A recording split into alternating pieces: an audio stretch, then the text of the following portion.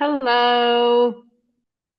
First and foremost, a little bit of a kind of just to help you in case you're there sometime, at some point in St. Petersburg, and hopefully this moment will come. But as of now, it's only virtual traveling, and I wish so bad that I actually was there at this moment. But anyway, so we are on the English embankment. This is the place where we explored a couple of weeks ago. And the English Avenue is kind of a logical continuation of the English embankment.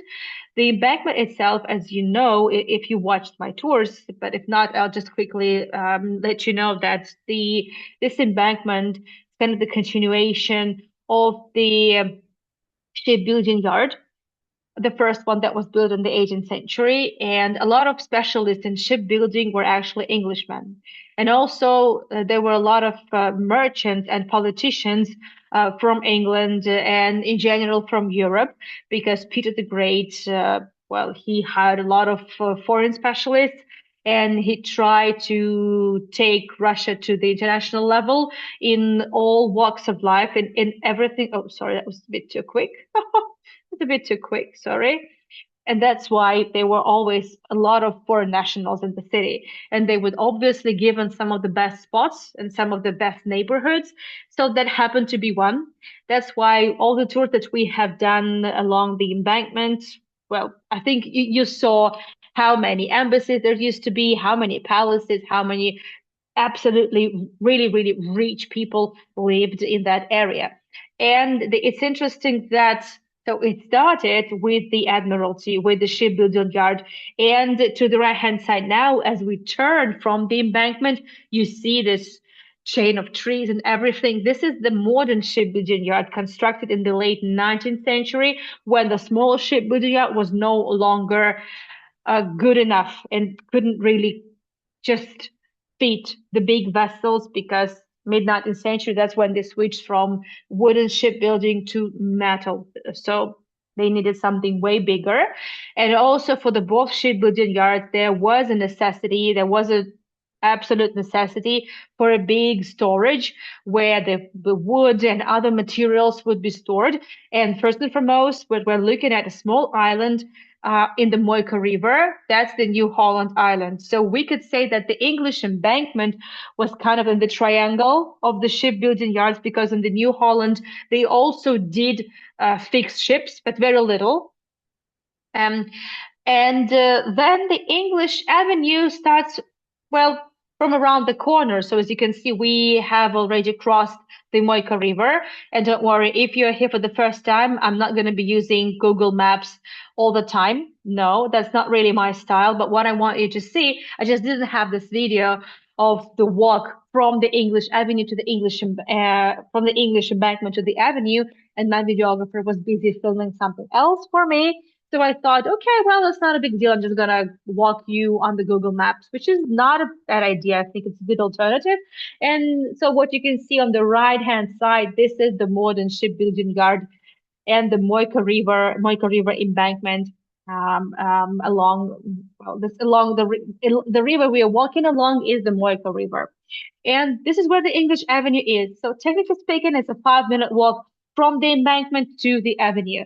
So the areas are connected. This is the late 19th century postcard. I'm not going to be walking you through the same buildings we saw last time. We're just going to pick from the very last one we talked about, because I have more stories to share. And just so you would kind of understand what's going on here and how long the avenue actually is. So I know the map is in Russian, but what matters is that you see that there are several islands, there are 3 rivers, and the avenue starts from the river to the left. That is the Moika River. That's where we are just standing. And it goes all along and actually crosses another river. That's a canal.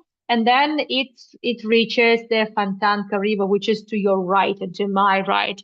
That's a lot of buildings to talk about. It's a pretty long walk. I'm not going to be stopping at each and every building, but there are a lot of stories to talk about. Last time, for example, the building to our right, well, it's now going to be to our left. It was a palace of the Grand Duke Romanov. So I'm just saying that the people who lived in that neighborhood were not just very simple people. Even though the shipbuilding yard is over there, and yes, indeed, a lot of common people who worked at the shipbuilding yard in this area lived mostly, especially in the late 19th century, mostly, well, engineers, and I would say same level and up, just that. So the buildings we're looking at from here are the three buildings that belonged to the Chocolate King, right? This is the person we spoke about last time. So there was a German family. Well, they were descendants of those Germans that came to Russia at times of Peter the Great. So, as you know, Peter encouraged the arrival of a lot of foreigners because country desperately needed new skills, new opportunities, and it was the time of the rapid growth and drastic changes. Many people many Russian people could not really keep up with that, but Peter couldn't care less. So we're looking at Georgy Bormann.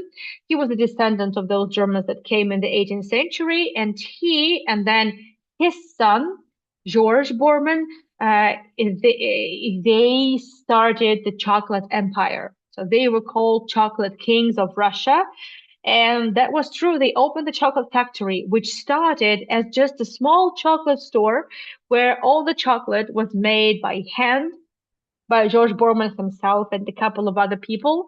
And within a decade, even less than a decade, it became a huge enterprise. And this area, so originally, that that was, I would say, still the area with a lot of industrial facilities located, but closer to the end of the 19th century, more and more opulent buildings and expensive housing also emerged here. And for that, some industrial facilities were moved, but some stayed. Well, actually, the George Bormann chocolate factory, it survived and it stayed. Well, I mean, the buildings survived the times. Obviously, the company was nationalized after the revolution, but the buildings are still there. And there is a chocolate factory there now, but that's already a different story. It has nothing to do with the Bormann family. We have a lot of photographs of what the life was like, what the production site looked like of George Bormann. George Bormann was a revolutionary with with about everything that was related to chocolate, to business, to marketing. So he was the first one who started using advertisement. For example, even this car, he was the first one who bought such a car to himself. And all the produce, because he also arranged delivery, well, not just to the stores, but also just, you know, just basically was kind of a DoorDash from that time.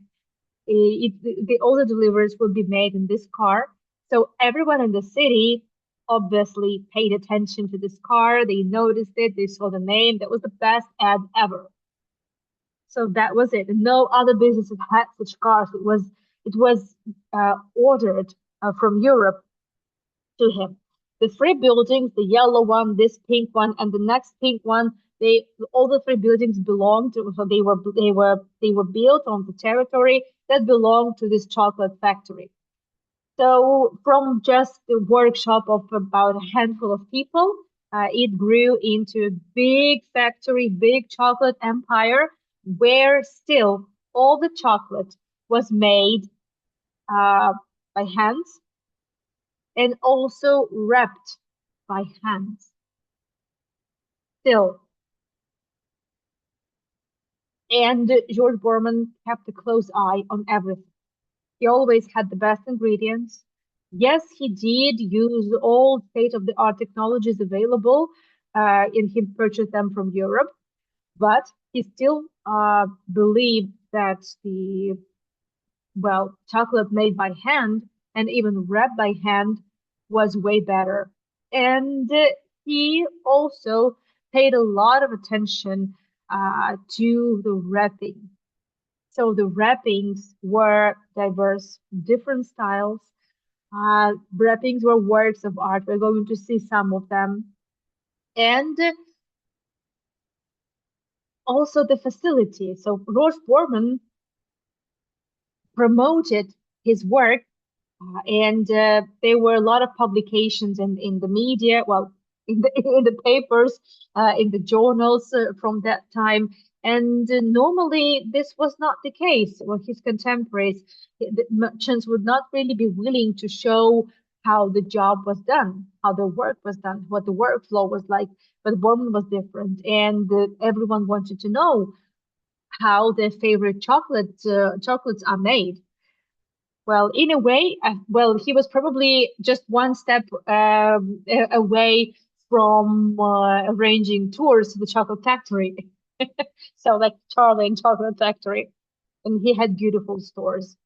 Look at this Art Nouveau facade on the Nevsky Avenue. So in the main avenue of St. Petersburg, he opened a big store, and the interior and the decoration and the wrapping and well, everything was absolutely exquisite. Not cheap, that is true. However, he had some, I would say, more modest items on sale, some modest sweets, and something a lot more expensive for more exquisite clients, so to speak. And he was the one who started production of those promotion posters. And each sweet, well, each kind of sweet that was produced had a story around it, had its own style of wrapping that matched the style of the poster, the promo posters. And the wrappings always were work of art. Just the way they were designed, also there could be stories on them. And he turned those wrappings. These are also other stores in St. Petersburg and in Moscow and across the Russian Empire. Just some photos that I found, and there are a lot of them. So he turned the wrappings into the collectibles. He started making the Kinder Surprise eggs, just the eggs with a surprise in it. It was him. Well, he wasn't the first one, but he brought it to Russia, and it was extremely popular.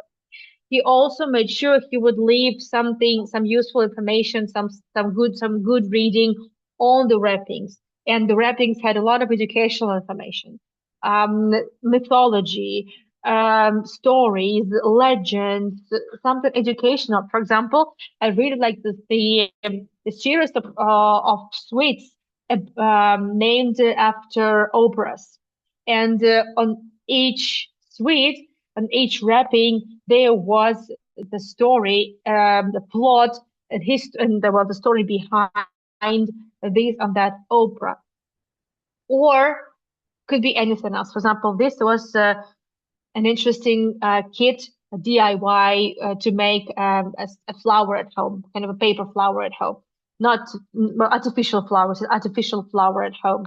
So that was the chocolate wrapping. He was criticized, I guess, well, heavily by some of the contemporaries, claiming that his wrappings were even more expensive than his sweets. In a way, it was more expensive for sure, but he made sure that his sweets were even, well, even better. So yeah, for example, this is the sweet. This is the sweet called Carmen, and there will be a story also behind it. And you also may have noticed that there is always this Russian coat of arms on the wrapping, which was a very big deal. Not every vendor, not every manufacturer was allowed to put the coat of arms of Russia on their wrapping. Only those that had the title of the official court suppliers could do that, and Bormann could. So, what started as a small chocolate shop, within less than a decade, he already became the official court supplier. And he also supplied to the West and to Europe. Yeah. Well, speaking of collectibles, he also sold really limited series, like limited collections of piggy banks. They would go with sweets and something. Sweets and well, some chocolate sweets and a piggy bank, some chocolate sweets and this chocolate sweets and that. That was something that nobody else did before him in Russia. And all these things that, well, they didn't cost much. It wasn't something super exclusive. It was just a kind of a limited series. And people wanted to collect all of them, right? And now these things cost a lot. I have seen some put up for auctions, something similar to the eBay or something like that that we have, and they cost a couple thousands of dollars. You know, some of the piggy banks in good condition, not the mint condition, of course, but you have the idea. So some more sweets. And his sweets will be supplied across the Russian Empire and to Europe. So different series, as you can see. Always there was also a series about Russian architecture. So and the story of different monuments and landmarks across the Russian Empire. It was very educational. So, yep. So we spoke about that. Now, another interesting building. Sorry, there is scaffolding because the facade and the plasters kind of really fallen off the facade. You must have seen it also on the previous building, on the Borman building. Put this one to the left. Well, what can I say? This is an old house, by the way. It's one of the first that were built in this area in the 18th century, and it has an interesting story related to ballet or ballerinas, better say. It's interesting that the house was purchased first by Grand Duke Constantine Nikolaevich. We saw his palace on the English embankment, which it's called now the Palace of Labor in the Labor Square of St. Petersburg. All the tour recordings of the English embankment are now available for my sponsors. They are available like about 900 videos now. They are in open access with your secret link. All the information is there on the chat just in case. And if it's just one or two videos that you want to have a look at, well, you can always contact me. I'm saying that because uh, I try to connect my tours, and sometimes I build these connections across the tour. As let's say, a tour in St. Petersburg is related to a tour in Israel or in Georgia, and there are a lot of different connections. So that's why I sometimes just draw these parallels, and they may not be. I would say you may not be up to date about some of them. Sorry for that. But I'm trying. I'm trying always to at least, kind of find some reminders to help you remember what I'm talking about. Well, and Grand Duke Constantine Nikolaevich, like many of the Grand Dukes Romanovs, had a weakness for, well, ballerinas. He was married. He was happily married. He had children, and he had also an important job. But he also had a lover, a mistress, a ballerina, Anna Kuznetsova, and they were madly in love with each other, and so madly in love with each other that he purchased this building for her, and she lived there, and nearly every day they would be seeing each other. And while well, before it was arranged, she lived across the street from his palace. And they even had the signals. He could see her windows from his house, from his palace, and they had a code language. That's really, I spoke about it on the previous tour, so I'm not going into details. So they ended up having three kids together. Uh, and after the revolution, they managed to escape. and the children even got, well, it definitely was not an equal marriage, and but still he was able himself, well, the Grand Duke Constantine was able to get the titles for them, so they were considered nobility. They were nobles. But these are the photos already taken in Europe.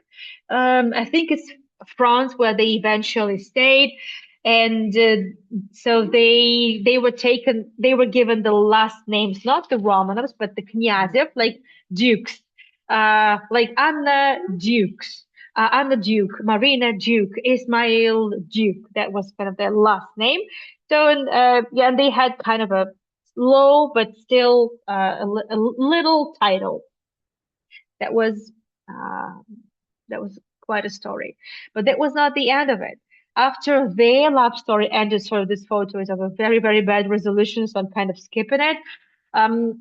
Unfortunately, I always try to share with you some photos of the interiors, not my photos, right? But I try to find them, but I haven't been able to source any of the photos because, in fact, from the inside, the house was completely robbed, gutted, and it was turned into a bank. And it all just had the plastic windows and plastic panels on the walls and everything. That was just it. And now, who is this lady? Another ballerina who moved into this house. So this house was later on purchased for Matilda Kshestinska, the prima ballerina of the Mariinsky Theater, who also happened to be a lover of another Romanov, actually three of them. I'm not going into much of the details here because I have done an entire tour about Matilda Kshestinska and her love life and her career. I would say absolutely mind-sweeping, absolutely incredible, jaw-dropping, both her love life and her career. I'm not joking here. And she wasn't really built for a ballerina. You see, she was very small. She had short legs, but she was absolutely incredible, impeccable as a ballerina and apparently also as a woman because her first man was Nicholas II, but not when he was Nicholas II, but before he became a monarch. Well, he was just a teenager who was brought by his father, Emperor Alexander III back then, to a graduation concert where Matilda Kshestinska also performed, and then they were introduced to each other, and it was completely the Nicholas's parents' arrangement to make well, well, to make them click and start dating each other. So they ended up seeing each other at that palace. It was purchased for her. She at that time she was just starting and she didn't really have enough funds to buy a house, but it was bought for her. And that's where they saw each other. That's Nicholas when he was just a Grand Duke Nikolai Alexandrovich. Yes, but once it was decided that Nicholas would be getting married, and it came as public, they came public about it. They stopped seeing each other. However, she could always send him a letter, and that's what she did. Whenever she needed something, whenever she needed some issues to be resolved, it would be done in a blink of an eye. She only needed to send a note, and everything would be sorted in the best way possible. But they never saw each other again in person. But Matilda Kshestinska danced at a coronation ceremony, well, in the evening after the coronation ceremony for Nicholas II. Did Alexandra know about it? Because this is Alexandra Fedorovna. This is their first photograph together after they announced um, well, that they would be getting married, so to speak, right? After they announced the engagement. This is the official photo that was published in every newspaper, in every magazine across the Russian Empire. We don't know whether she knew about it or not. I personally don't think that Nicholas told her about that. Otherwise, Matilda probably would not have performed for them after the coronation ceremony. Well, nevertheless, we don't know, but he was definitely the first lover of Matilda Kshestinska, and she was very open about their relationships on all levels in her diary, which she published way later after the revolution when she lived in France. But she also after they broke off their relationship, broke up with Nicholas II, she started seeing another Grand Duke, Sergei Mikhailovich, who was also madly in love with her, so madly in love with her that they even well, they conceived a child. And um, but they broke up, and there was also First World War in full swing at that time. So the Grand Duke was not always there, but there was someone else. There was another Grand Duke who was kind of always behind the scenes. Who was kind of always somewhere there. Um, Grand Duke Andrei Vladimirovich. And as after the revolution, Matilda Kshestinska had to flee from St. Petersburg. Not immediately, but eventually she had to flee. And Grand Duke Andrei Vladimirovich was with her, whereas Sergei, who was the father to the child, was not. And Andrei Vladimirovich actually adopted the child and gave him his name and his title. But that was already in exile, and it was already when basically Romanovs had nothing to lose. And this is when Kshestinska was given the title, was given the last name Romanovskaya, and the child was given the last name Romanovsky. This is the only thing that kind of survived from the from that mansion.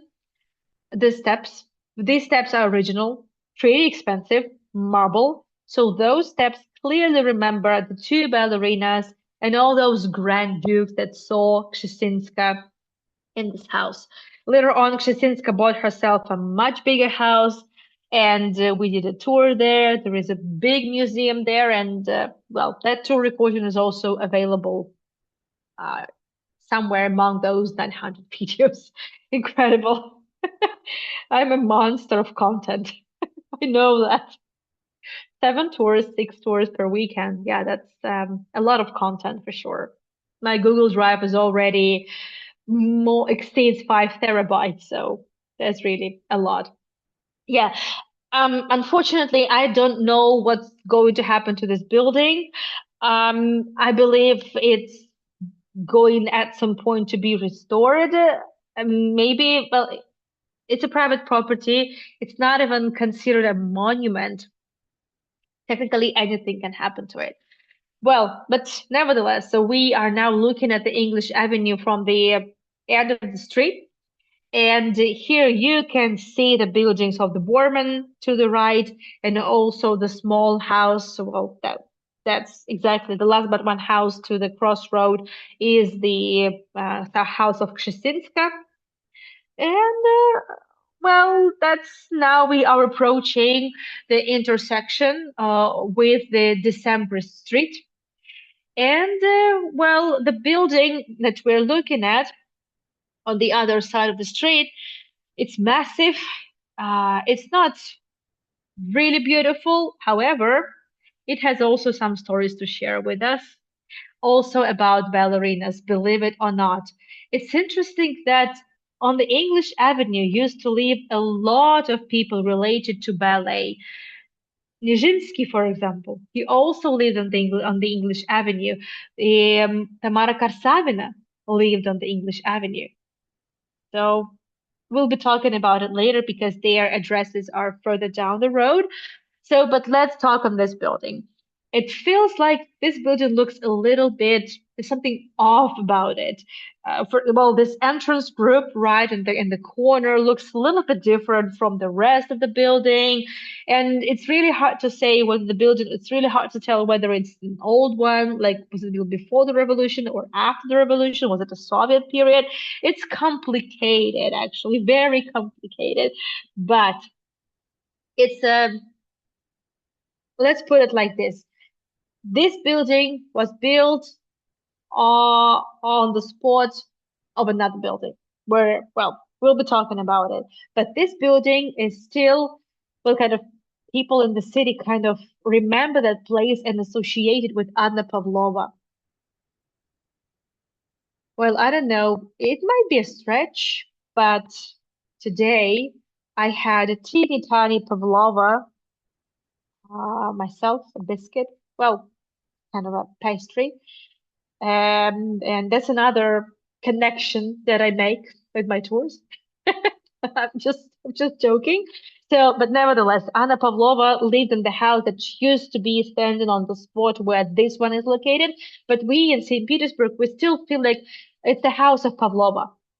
Just that. She had an apartment there. And there are even photographs of Anna Pavlova working, rehearsing in that house, in that apartment. And that house that used to be on the spot of this one was amazing. It was called a fairy tale house. Look at this. Imagine if that house was still around. But the sad story is it was damaged. In 1942, a bomb, one of those 149,000 bombs that were dropped by the Nazis on the city, it hit them and damaged the house, and there was a fire, and there was very little that could have been saved. So there is just some elements that were preserved by the Soviet architects. Technically speaking, they were not supposed to do that, but they managed to prove it to the government, to the city authorities that by saving some of the elements of the house, they also saved some funds. Well, which kind of makes sense. We also have this colorized photograph, which was turned into a postcard. Look at this work of art. It's such a whimsical house. It's so gorgeous. Oh my goodness. I want to cry when I look at it. It's beautiful because, well, I want to cry because it was gorgeous, and I also want to cry because it's no longer here. So it is a fairy tale house. So we called it, we sometimes we even still say the fairy tale house of Pavlova. We know that the house is no longer there, but because some elements of the house were preserved in the current building, we kind of still say that. So in a way, it's kind of a reincarnation, something, of a building. It's just, I'm always heartbroken when I talk about it. And the architect who built the house was Alexander Bernardazzi. Alexander Bernardazzi had his workshop and had his photo atelier, his Photoshop just across the street. And that's him in his Photoshop.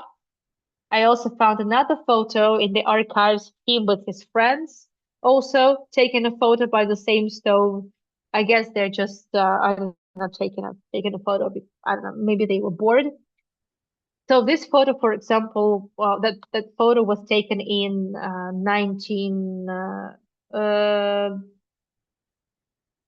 um, nine, 1906, 1909, something like that. And this photo, where with the car, it was the 1920s, 1930s. So that house was still there. Nobody had any intention to knock it down. Absolutely. And that's Anna Pavlova in her house. Let me just go back for a second. I think we need to spend a bit more time there. So she's there sitting in her apartment in the fairy tale house. And the dog.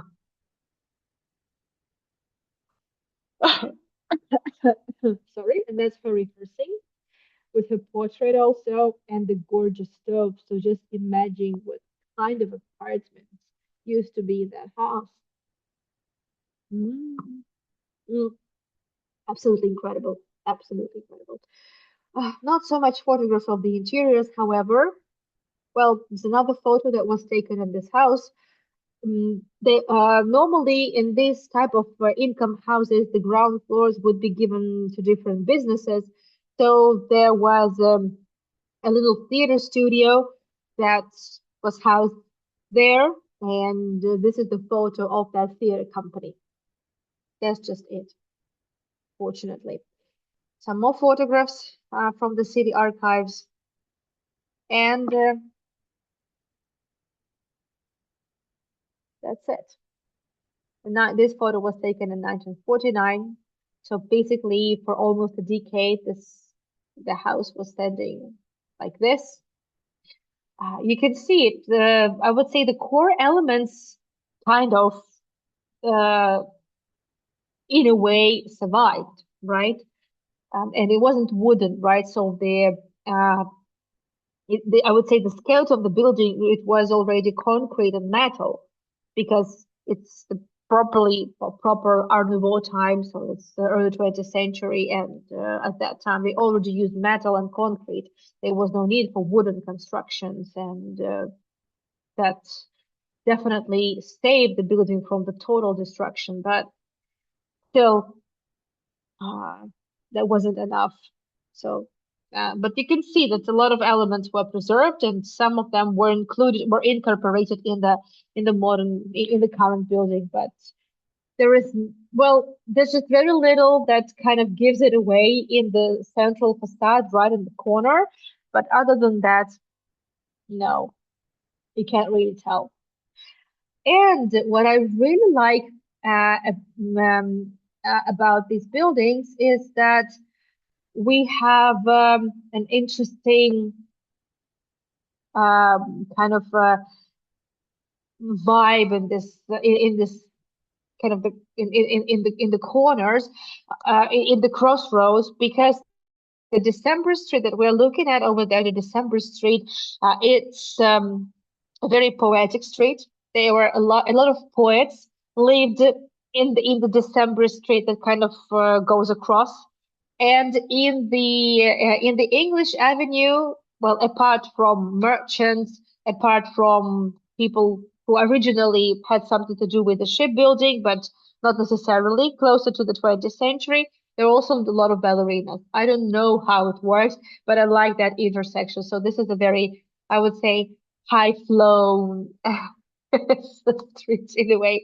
So this building over here, it's a big residential building, and it was built by Ernst Gilbert, an architect who mostly built churches. To be honest, he mostly built churches, and well, he built a lot of Russian churches, even though he was not Russian, but he built a lot of Russian churches, and therefore it was across Russia, not in St. Petersburg, not in Moscow, but he built a lot of them. He was very frequent in Moscow, very frequent in St. Petersburg as well. And he was given an interesting commission. The commission was to build a kind of a big community house for the poor people. It was both just residential area, but it's also where people could get some help. Not the medical care. There were also medical facilities around in the area, but there would be always someone that could listen to them, that could provide some food, that could, well, they could come in the middle of the night and they would be given a warm bed. And it wasn't like it wasn't a shelter exactly. It wasn't like that. So normally there would be apartments that people would be well they would be living in them. Those people who could pay for the rent, they would be paid for the rent, but way less than, well, less than the market price. And there were also people who couldn't pay, and they would be living for free. They would be staying for free. That was, and it was kind of a pilot project that was launched with the support of Aurora Karamzin. She was a noble woman. She was, well, a woman with a heart of gold. That's what people said about her, her contemporaries. She spent all the money she had on charity, and also she she supported a lot of orphanages. She didn't have children of her own, and for a long time, and probably that was one of the reasons why she had to do well. She did so much for the poor children of St. Petersburg as well. And it wasn't just one house. The plan was to build more houses like that. Well, but eventually that didn't work out. But at least this house was built. Obviously, after the revolution, it was just turned into communal apartments. And now it's just a residential building. I have been able to find some photos. Nothing extraordinary, no decorations, but there wasn't supposed to be any decorations at all. Like, at all. What all there was just the archways, and that was the idea of the architect himself, just to build archways. And there were a lot of archways, and there were archways on the facade. There were archways everywhere. Arches, arches, arches, arches. And there's a little bit of story here. So technically speaking, we are not supposed to be exploring the December Street, but I like this street very much. And exactly at the crossroads of the December Street and the English Avenue, there is this monument. It's a modern monument to a person who used to walk the street and the English Avenue every day back in 1910s and up until 1920. It was Alexander Bloch. Some of my seasoned viewers may remember I did once a tour about Alexander Bloch, who happens to be one of my most favorite poets of the Silver Age of Russian literature. As you know, Misha, my husband, who happens to be my colleague, has been doing series of talks about Russian literature. And tomorrow we are given tour number two about Fyodor Dostoevsky. And that's considered kind of a golden age of Russian literature. But the Silver Age starts at the turn of the 20th century. And that's the period before the revolution, right before the revolution. And Alexander Bloch is one of the best examples. Well, his works are one of the best examples of the Silver Age of Russian literature. He was one of the best poets of the symbolism movement. And he also lived in the December Street and walked the English Avenue every single day. And I thought that it would still be a good idea to talk about him. The monument is kind of interesting. It does look modern. Doesn't look like something from early 20th century or late 19th century, obviously. And I think it's just kind of there is some dynamics about this monument, right? So Block here kind of leaning, maybe because of the wind, he's kind of trying to withstand the strong wind because there is because the December Street actually ends with a canal, and that area is pretty windy. So that area traditionally is a little windy. So maybe that's how the sculptor just tries to uh, kind of blend together the old and the new and kind of bring this history to life. I think, well, for me, it definitely works.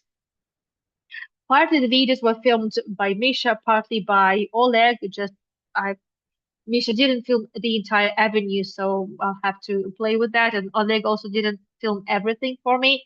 I will be adding for sure a lot of Google Maps for this tour, but nevertheless. And I thought to myself, um, Block was one of those people who also shaped the vibe of this area. And I thought it would be a good idea, especially for those who didn't watch that tour, well, because it's not really the most popular tour of mine, a tour of some random poet that nobody knows about. I thought to include this to this tour because we are very close. We're just like 3 minutes walk from the English Avenue. And this is the house in the December street where he lived, where Block lived. And there is a museum. I'm not going to repeat that tour just like I did it several years ago. You see, that's what I'm talking about. So there is a bridge and there is a canal across the Moika River. The bridge is called Banni, kind of uh, bathhouse bridge because there were a big bathhouse complex on the other side of the river. There you go. So this is the big bathhouse. The photo was taken already after the revolution, but it doesn't really matter. So it's uh, it's that area at the same building that gave name to the bridge. That's the bridge itself already when it was rebuilt in the Soviet times. But originally it was just a wooden bridge, but in the Soviet times it was rebuilt in metal. And that's the same house. That's the same area. So we're just briefly going to explore how uh, how Bloch lived. It's not the tour about Bloch, right? It's not the tour about my favorite poet. No matter how much I love him, it's a tour about the neighborhood. It's a tour about how people lived in this area, and we have a great chance to actually see how people lived, what their apartments could have looked like. And Bloch lived exactly in the corner. His apartment was the corner apartment, and his windows overlooked the bridge, overlooked the river. I'll just briefly um, read a very short poem by him. The night, the pharmacy, the street, the pointless lamppost in the maze, a quarter century receipt, there's no escape. It all persists. You'll die, you'll begin anew. As in the past, all will repeat. The icy channel flowing through the lamp, the pharmacy, the street. It sounds way better in Russian, trust me, but that's poetry, so that's exactly why Russian poets are a lot less known than Fyodor Dostoevsky or Chekhov or Tolstoy. By the way, after Dostoevsky, next weekend, but on Saturday, not on Sunday, Misha will be given a talk about Leo Tolstoy. Just episode one, because definitely one tour is not enough. As you know, Misha also provides well, a lot of, he recites a lot of the works or quotes. Also, we always try to include a little, bits of videos, some films, because that's this kind of this type of visual aid really helps you imagine and see what it was like. So, and for me, in this case, I just want to take it to the apartment and focus on Block. But Block really vividly and accurately painted with his words the vibe of that area, what it was like to live there. It was kind of far from the downtown, and it was a good neighborhood, but it was quiet. There was not much really going on there. It was kind of a sleepy neighborhood.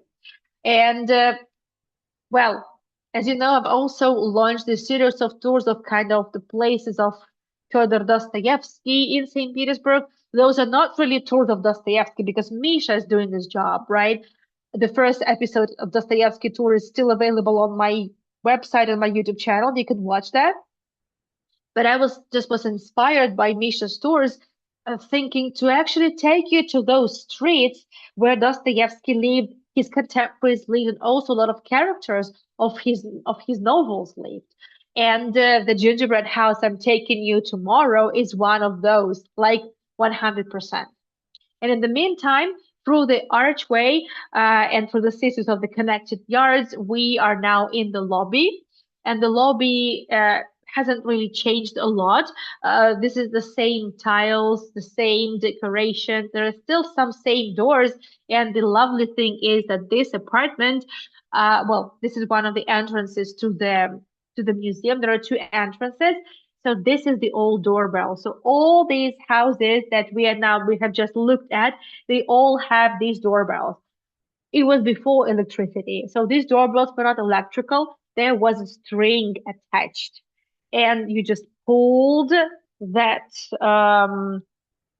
knob, and that's how the bell uh, worked. That was it. You literally you had to ring a bell, like literally. And you would ring the bell just by pulling that knob That was it. So that's, I think, a lovely thing. It's a lovely element. Not so many of them have survived, but in this house, at least two are there. In the gingerbread house, by the way, we'll also see a similar thing. So Dostoevsky also um, walked in this area. Technically speaking, it's all part of the so-called Kolomna district or Kolomna neighborhood, kind of the sleepy neighborhood in the heart of St. Petersburg, where nothing really happens, but there is so much going on behind the walls, right? Within the walls, I mean, of the buildings. Nevertheless, so we're entering, and to the right hand side, you can see a telephone.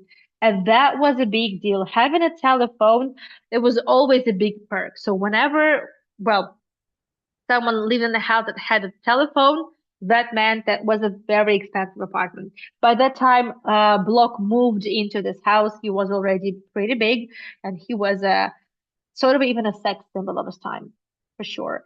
This is an interesting window. Why on earth would you have a window to the lobby in the apartment? Well, it's high. This is the last apartment on there are no other floors above it, and nobody can see you from there. You see, the steps are very high, but because there was no electricity, the every ray of light counted and mattered, both for the lobby, so lobbies had windows, and also the apartments needed windows. And there was no other way for the apartment to have a window but from the lobby. That's the study of Alexander Bloch.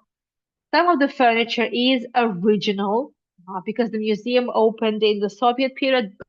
Bloch was not really banished, was not really prohibited in the Soviet school. He was, by the way, one of those people who actually welcomed the revolution. But then he got disappointed, fell ill, and eventually died. But that's a long story. We're not going there. The furniture, the sofa, by the way, was stuffed with the dried seaweed, and it belonged to his grandparents. Also, those are the original bookcases, and such bookcases could be found in many apartments still from the 19th century. So this is the look, this is the view from the windows. The block named that bathhouse bridge the bridge of aspirations because I said that he was considered a sex symbol of the time. Um, so a lot of the fans, especially ladies, they knew where he lived, and they would be standing on the bridge waiting for him to appear in the window. So he called it the Bridge of Aspirations, and this is his dining room. Some elements are original, most of them are just contemporary, and every apartment had this type of a kettle. Well, the kettle, kind of a samovar, is there on the rack, but on the table, this is not really a samovar. It's kind of we call it a bulyotka. It's not really to boil the water, but keep it warm. Or let's say you make a tea or you make a coffee and you want it to be warm and wait for you and you want to make a lot of it. So that's exactly how it will be done. And it kept, you could turn it on, there would be fire and it would be keeping it warm for as long as you need it, for sure. The balcony is there, but the entrance to the balcony is prohibited. I have been to this museum so many times, and well, they never allow you go to the balcony because it's a little bit it's not safe. It's just kind of needs fixing. That's the bedroom.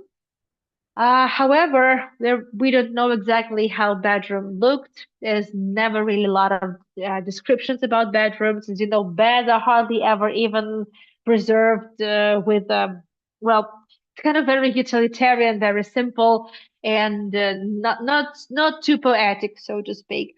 But the furniture is from the same period. Also, a lot of people would donate some items, some furniture items to the museum from the same very building. Uh, People still have something from the past in some of those apartments, and that's how the museum had some of his exhibits. And this is the kind of a dwelling room, the living room. Um, his wife, by the way, was an amateur actress, and she also was good at singing. So they had those literature salons and the evenings where they sang to each other and laughed and talked and everything. So it would be done in this particular room. The stove is original, belongs to the house from the beginning, and that's the favorite chair of the wife of Alexander Blok, Nadezhda Mendeleeva. She was, uh, by the way, related to Dmitry Mendeleev, right? So the um, um, not Nadezhda, Natalia Dmitrievna. So Natalia was related to the founder of the periodic table of the chemical elements. And she also collected porcelain. She collected many things. I guess it was just for the sake of collecting for the sake of collection. And some of these actually are all from her collection. And this is her embroidery as well that she put um, into this well, kind of chest of drawers, something like kind of a cupboard. Okay, so this is it. I don't want to overrun any longer. There are two more tours that I will be doing tonight. Let me turn the chat back on. Hi to those who joined us a little later. Hi, Barbara, Cindy, good to see you. Ronnie, Satyam, hello, hello. And well, good to have you with us. This has been recorded, so yes. So you will be able to catch up with the beginning in case you're interested. So the next episode for the English Avenue is already scheduled for next Saturday, so exactly in a week from now. Just once again, I'm hoping to be traveling next week, and because of my travels, I'm gonna have to, and I already have rearranged the schedule. So most of the tours will happen on Saturday, and there are gonna be only two tours on Sunday because I will be traveling next Sunday if everything works out, because nothing is 100% solid anymore. And just in case, uh, 2 hours ago, I did a tour in Tbilisi in a very sleepy, quiet but charming area called Apavere. Just in case, if you missed the tour and you would like to check it out, uh, I'll be more than happy to share the links with you. And that's exactly what I'm doing, including the link for the next episode. Dolly, thank you so much for the tips. And as usual, I'm sharing all the links here. There are a bunch of tours scheduled for January. And it's on my website. There will be more scheduled, and since I will be traveling, and if I will be traveling, I will be also scheduling like really, I would say one-offs, really unexpected, just because it will be a bit hectic, but nevertheless, I'm sharing all the links here. And let me know if you have any questions. So in the next episode, we are not going to be talking about each and every house on the avenue, but whenever I have a chance to share a story, I'll jump on it. Again, many ballerinas, actors, students lived in this Kolomna area. It also happens to be part of Dostoevsky area too. So all my tours are kind of really interconnected. Thank you, darling. Thank you, dear. So I will see you in 90-ish minutes from now on the tour of the opulent Oldenburg Palace in Tbilisi to make up for the absence of the glorious architecture in the Apaveda neighborhood. So a lot of stories, some more Georgian movies, and yeah, a lot of opulence. I mean it. I'm not joking. Thank you so much for joining me. Thank you for your support. You know, it can be PayPal donation. You can buy me a coffee. And I will see you soon for two more tours. And after the Oldenburg Palace, I will be taking you to Romanov residence in St. Petersburg, the Angliyskiy Palace. Thank you, Ronnie. Thank you, Marilyn. Thank you so much. I'll see you soon. Bye bye.